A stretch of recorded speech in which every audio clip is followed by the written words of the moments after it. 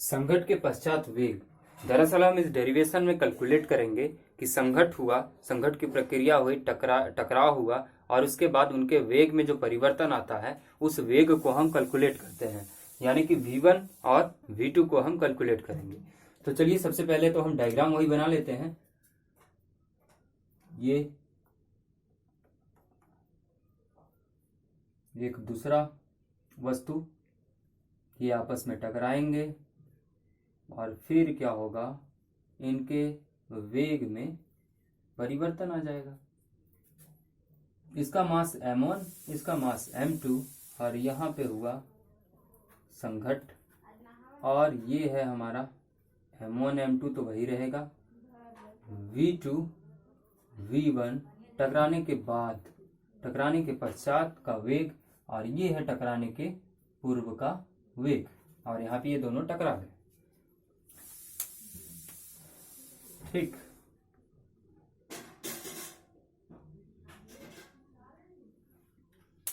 Now next, हमें पता है कि u1 हमेशा बड़ा होता है u2 से, टकराने के पश्चात v2 हमेशा बड़ा होगा v1 से। इसके बाद हम लगाएंगे, रखिए संवेग संरक्षण का नियम। हमें पता है कि प्रत्यास्थ संघट में रेखीय संवेग क्या होता है, कांस्टेंट होता है, संरक्षित होता है, तो उसका हम नियम लगाएंगे। तो लिखेंगे रेखीय संवेग संरक्षित, ये संरक्षित होता है, कितना होता है mb, यानी m1 u1 plus m2 u2 बराबर m1 v1 plus m2 v2। ठीक, इसको मान लीजिए आप इक्वेशन नंबर 1। अब क्या कीजिए कि m1 वाले टर्म को एक साइड कर लीजिए और m2 वाले को एक साइड कर लीजिए। ठीक, आसानी होगा क्योंकि हमें आगे उसकी जरूरत पड़ेगी, इसलिए हम ऐसा कर रहे हैं। तो हमने क्या किया, m1 को एक साइड कर लिया, कॉमन ले लिया, तो m1 क्या हो जाएगा, ये u1 और यहाँ है m1, तो इधर आके माइनस होगा, तो u1 माइनस v1 हो गया, बराबर m2 को कॉमा ले लीजिए, यहाँ है v2 और यहाँ है m2, इधर जाके माइनस करेगा, तो v2 माइनस u2 हो जाएगा। ठीक, इसको आप इक्वेशन नंबर 2 बना लीजिए। इसके बाद गतिज ऊर्जा संरक्षित रहता है इसका, तो वो लिखिए गतिज ऊर्जा संरक्षित।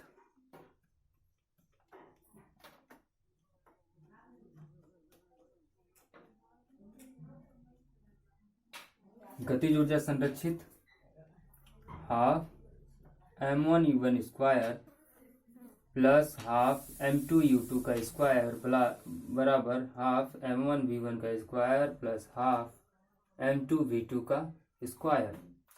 सिमिलरली जैसा आपने ऊपर किया था उसी टाइप से नीचे भी कीजिए। यहाँ पे m1 को एक साइड कर लीजिए, m2 को एक साइड कर लीजिए। ठीक, तो ये कितना हो जाएगा, हाफ m1, हाफ आपको कॉमन ले सकते हैं आप, हाफ m1 e1 का स्क्वायर माइनस v1 का स्क्वायर बराबर हाफ m2 v2 का स्क्वायर माइनस u2 का स्क्वायर। ये हो गया इक्वेशन नंबर 3। ये हाफ हाफ कैंसिल हो जाएगा क्योंकि इक्वल टू के दोनों तरफ है।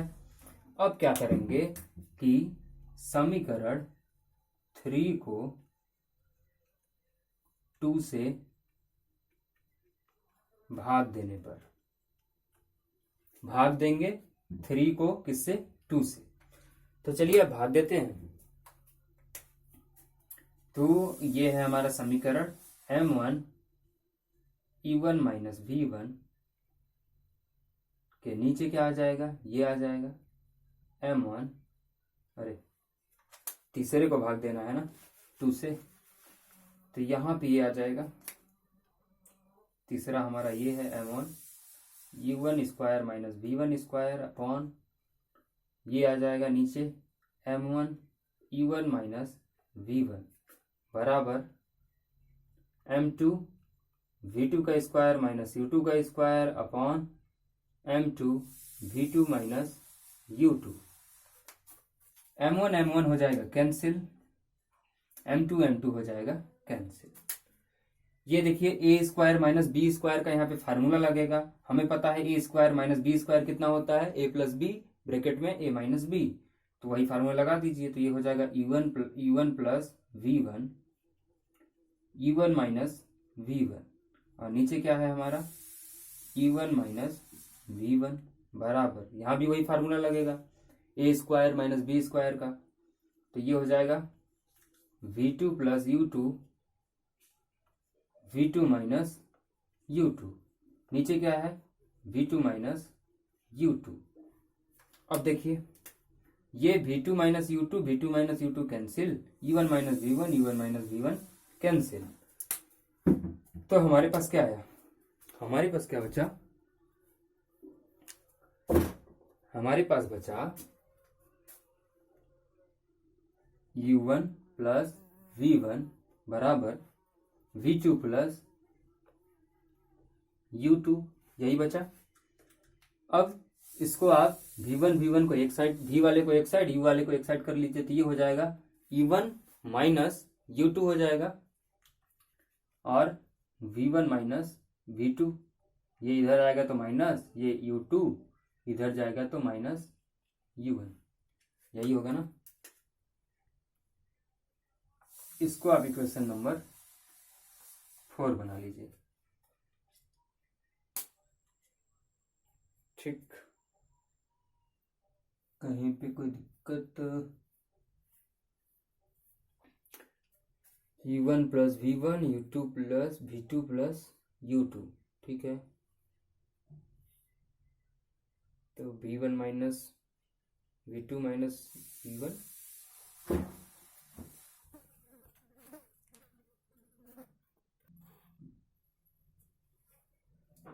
कोई गलत नहीं है। इसको थोड़ा सा हम इसको चेंज भी कर सकते हैं, ये भी सही है। ऐसा भी हम इसको लिख सकते हैं V2 माइनस V1 बराबर U1 माइनस U2, क्योंकि हमने इसको यहाँ से चेंज कर दिया, इसको भी यहाँ पे पलटा है, इसको भी पलटा है, तो दोनों बराबर ही हैं, कोई दिक्कत नहीं है। इसको मान लीजिए इक्वेशन 4। अब इक्वेशन 4 इसका जो मान है, यहाँ से किसी एक का मान निकाल लीजिए। समीकरण 4 से यहाँ से V2 का मान निकालिए तो कितना हो जाएगा, U1 माइनस U2, ये इधर चला जाएगा तो ये हो जाएगा V1। अब इस मान को, ये जो मान V2 का निकला है, V2 के मान को समीकरण 1 में रखने पे,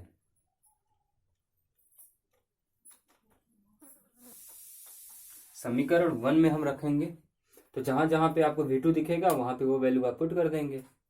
ठीक, तो ये कितना हो जाएगा, तो ये हो जाएगा M1 U1 plus M2 U2 बराबर M1 V1 प्लस M2, और V2 का मान इतना है तो यहाँ पे लिखेंगे U1 minus U2 plus V1, bracket open कीजिए, M1 U1 plus M2 U2 बराबर M1 V1 plus M2 U1 minus M2 U2 plus M2 V1।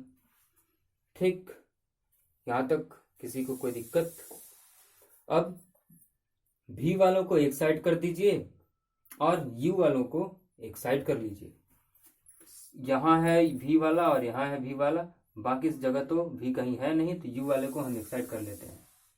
M1 U1 plus M2 U2, यहाँ है U तो इसको इधर लाएंगे तो ये बना लेगा माइनस M2 U1, और ये बना लेगा प्लस M2 U2 बराबर क्या बचा, M1 plus M2, M1 plus M2, bracket में यहाँ V1 है, यहाँ V1 है, तो उसको हमने कॉमन कर दिया। ठीक, अब देखिए क्या इसमें कोई कॉमन निकल रहा है, क्या इसमें कोई कॉमन निकल रहा है? तो देखिए जो कॉमन निकल रहा है हम निकाल सकते हैं उसको। तो हम देख रहे हैं कहाँ पे, यहाँ देखिए U1 है, यहाँ भी U1 है, तो ये हो जाएगा M1 माइनस M2, ब्रैकेट बंद, कॉमन ले लीजिए U1 को, M2U2 तो प्लस में ये कितना हो जाएगा 2M2U2 बराबर M1 प्लस V2V1। हमें क्या कैलकुलेट करना था V1 और V2, तो यहां से हम V1 को कैलकुलेट कर सकते हैं। तो V1 कितना हो जाएगा, V1 बराबर हो जाएगा, ये नीचे जाके डिवाइड करेगा यहाँ पे, तो ये कितना हो जाएगा M1 minus M2U1 upon M1 plus, अरे यहाँ पे M2 है,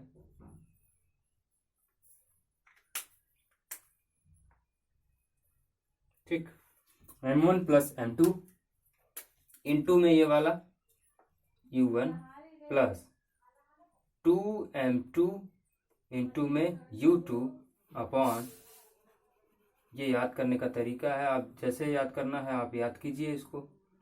यहाँ देखिए U1 plus U2, M1 minus M2, नीचे M1 प्लस M2, 2M2 नीचे, ये भी यहाँ इसके नीचे भी डिवाइड करेगा ये, तो M1 प्लस M2, ये आ गया हमारा V1 जिसे हमें कैलकुलेट करना था। इसी तरीके से अगर आपको V2 का मान चाहिए तो V2 के मान में क्या होगा, ये सिमिलर नीचे जो है वही रहेगा, ये नहीं बदलता है। जहां U1 है वहां U2 हो जाएगा, जहां U2 है वहां U1 हो जाएगा, और ये M2 वाला M1 बन जाएगा, ठीक। जहां जहां 1 है वो 2 बदल जाता है ऊपर वाला, बाकी कोई नहीं बदलेगा। तो ये बन जाएगा कितना M2 माइनस M1, E1 बन जाता है, E1 हम यहाँ लिखें, नीचे वाला तो वही रहेगा M1 प्लस M2, ये U1 कितना बन जाएगा U2 बन जाएगा, प्लस जो M2 है वो बन जाएगा M1, और ये जो है वही रहेगा, और ये U2 क्या बन जाएगा U1, बस और कुछ नहीं। तो ये है, यहाँ पे हम कैलकुलेट कर लिए V1 और V2। तो ये आपको याद करना है, आप चाहे जैसे याद करें अपने तरीके से आप याद कर लीजिएगा। एक इक्वेशन याद हो जाएगा तो दूसरा इक्वेशन अपने आप बन जाएगा। U1 के नीचे U1 बदल के U2 बन जाता है, U2 बदल के U1, M2 है तो M1, और M1 है तो M2, M2 है तो M1, M2 माइनस M1, नीचे वाला वही रहेगा M1 plus M2, M1 plus M2, ठीक। इसमें थोड़ा सा विशेष स्थितियां बनती हैं, उनको भी हम देख लेते हैं, क्या विशेष स्थितियां बनती हैं। इसका स्क्रीनशॉट ले लीजिए, मैं मिटाऊंगा इसे।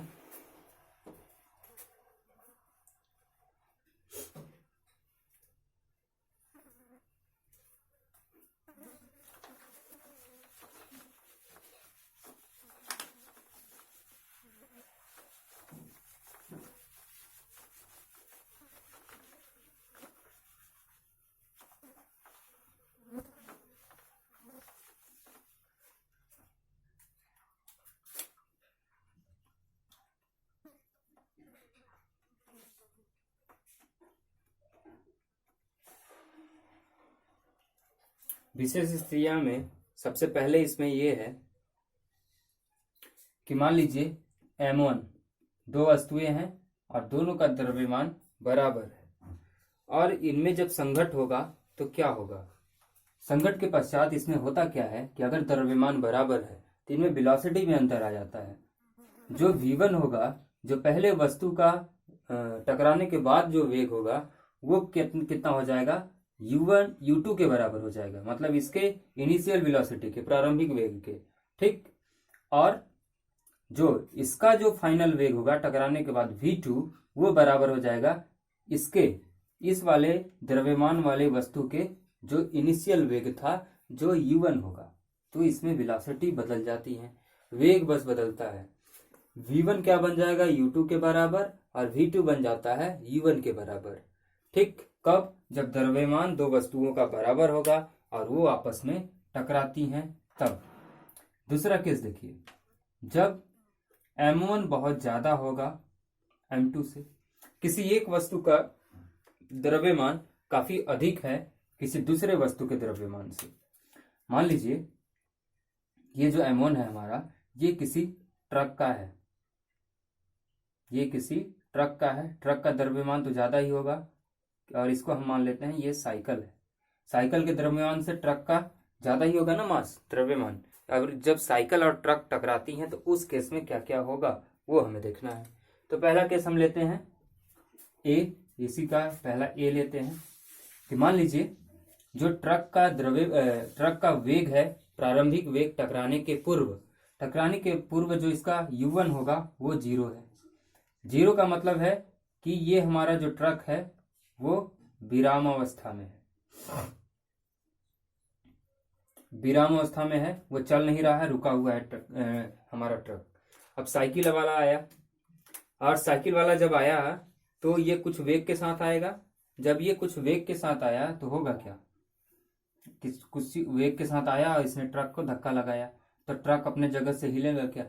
ट्रक तो अपने जगह से हिला नहीं, तो मतलब v1 का मान 0 ही रहेगा, ये तो कभी बदलेगा ही नहीं। ठीक, लेकिन जो v2 होगा, v2 किसका?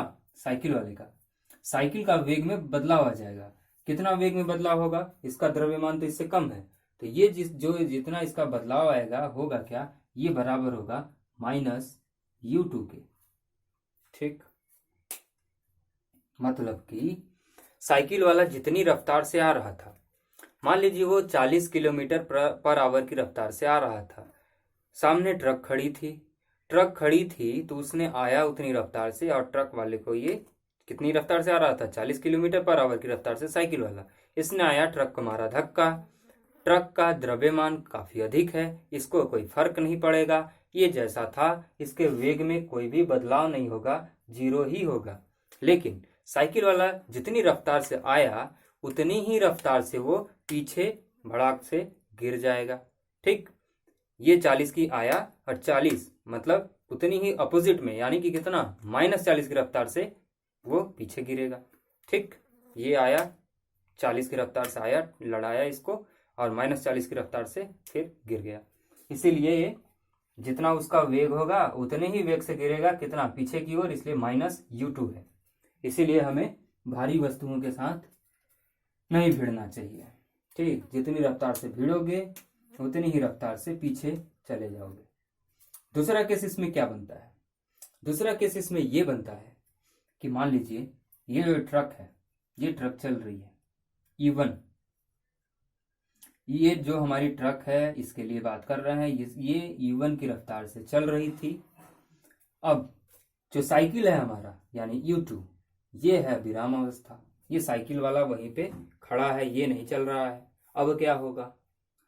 अब क्या होगा, जब ये ट्रक वाला इस साइकिल को धक्का मारेगा तो होगा क्या? क्या इस ट्रक में कोई अंतर पड़ेगा इसकी रफ्तार में?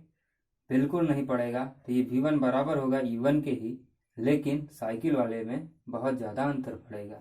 कितना अंतर पड़ेगा? ये अंतर पड़ेगा 2u1 के। इसका मतलब ये हुआ, समझिए, साइकिल हमारी खड़ी है, ये ट्रक वाला आया, 60 किलोमीटर पर आवर की रफ्तार से ट्रक वाला आया। साइकिल का द्रव्यमान काफी कम है, ट्रक का द्रव्यमान काफी अधिक है। जब ट्रक वाले ने इस साइकिल को मारा धक्का, तो ट्रक की जो स्पीड थी, जो उसका वेग था, उसमें कुछ भी बदलाव नहीं होगा। वो जितनी रफ्तार से आ रहा था उतनी ही रफ्तार से टकराने के पश्चात भी चला जाएगा। अगर ये 60 से आ रहा था तो ये टकराने के बाद 60 से ही आगे निकल गया। लेकिन जो साइकिल था, जो साइकिल खड़ी थी, जितना इसका वेग था उतने दुगने वेग के साथ ये फेंका जाएगा। कौन? साइकिल। अगर ये 60 की स्पीड से आ रहा था ट्रक वाला, 60 की स्पीड से इसको मारा धक्का साइकिल वाले को, तो ये उसके दुगने स्पीड से, यानी कि 60 × 2 120 किलोमीटर पर आवर की रफ्तार से वो भड़ाक से पीछे की ओर जाके गिरेगी। ठीक, तो ये है विशेष स्थितियां। तो आई होप कि ये टॉपिक आपको समझ में आया होगा। तो इसी के साथ इस चैप्टर को समाप्त करते हैं आज। तब तक के लिए धन्यवाद। मिलेंगे नए चैप्टर में। Bye bye.